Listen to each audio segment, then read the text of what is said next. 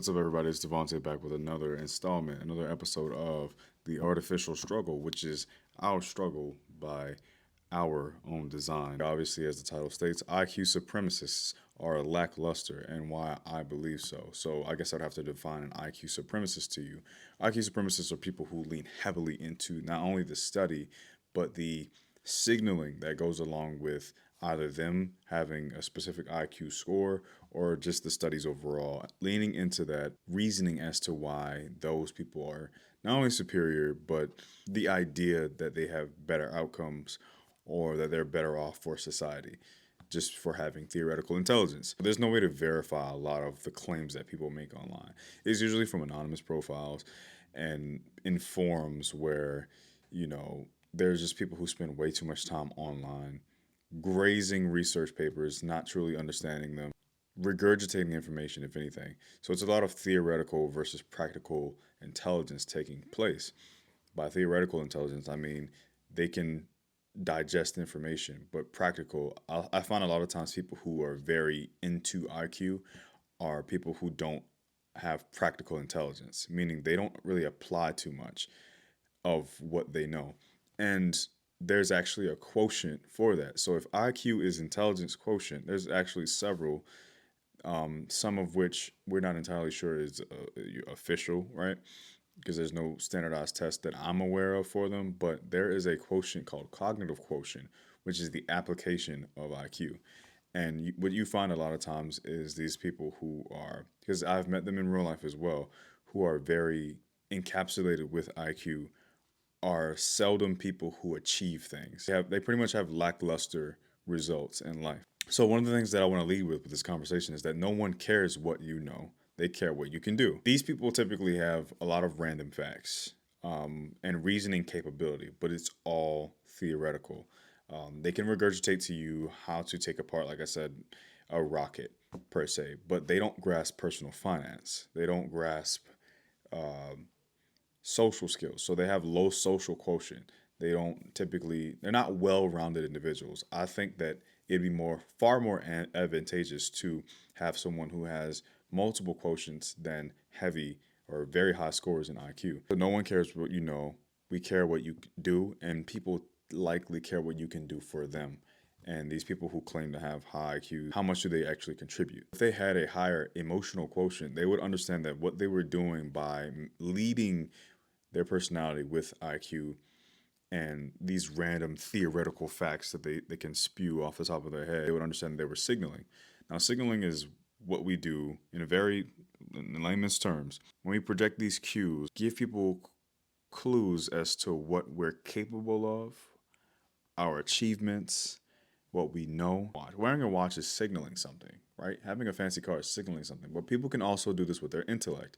They can share things with you that are just not applicable or just not necessary. So imagine you're on an assembly line and someone is really into rockets. So you ask a really simple question, like, what's the name of the rocket? And then they lead the question with questions that involve a lot of verbiage and jargon associated with aerospace engineering. That person is going to come across as either pretentious, neurodivergent, probably. Like they're signaling. And signaling is what people use to kind of distinguish themselves from other people because they want to send a message. If you personally ask me, I think adversity quotient is the most beneficial overall. Like, of course, IQ and pattern recognition is going to be important. Reasoning is going to be important. But adversity quotient seems to be the most beneficial because that's what's allowed us to get to the point that we are as Homo sapiens. We could honestly not rank these because I can explain to you why each one is important.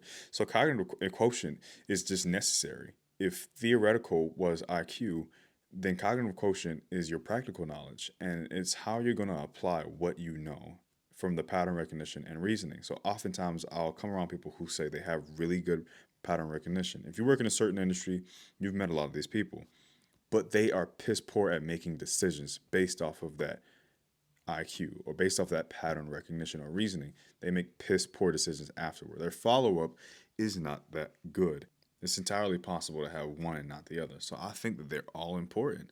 So emotional quotient is how you're going to be able to convey that and or internalize a lot of things that do occur to you and introspect and learn. That's going to build a well-rounded individual overall, because it's going to help you to improve things that aren't roadblockers that might be stopping you from kind of increasing points on the other quotients. Is necessary. It's almost as necessary as sleeping helps our brain. Then we get the social quotient. There's not much that can be accomplished from the comfort of your own room. So that social awareness, knowing what's going on around you, being able to convey that and have those interpersonal relationships are just what are necessary. No one builds a country in their living room.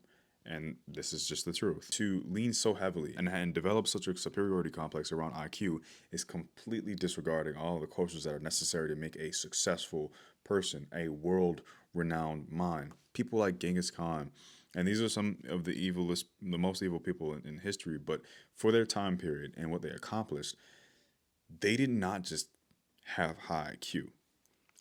We possibly don't know where they would fall on those standardized tests anyway, because it's a very modern thing. But some of the most influential people in the world were high. They were very self aware, and they were high in SQ. They could incite things in other people.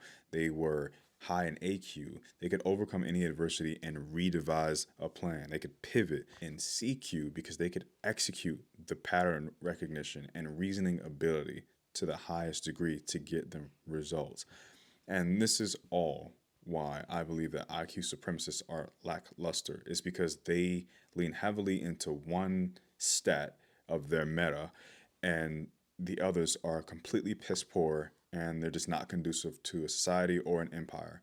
And anybody who was just average and well rounded in every other facet of quotients or intelligences would run laps around that person every single day, results wise, every time. This is just all obviously anecdotal. It's just something I've noticed being in forums and speaking to people who lean heavily into this personality, is they're typically lackluster individuals. You might not agree, but let me know what you think.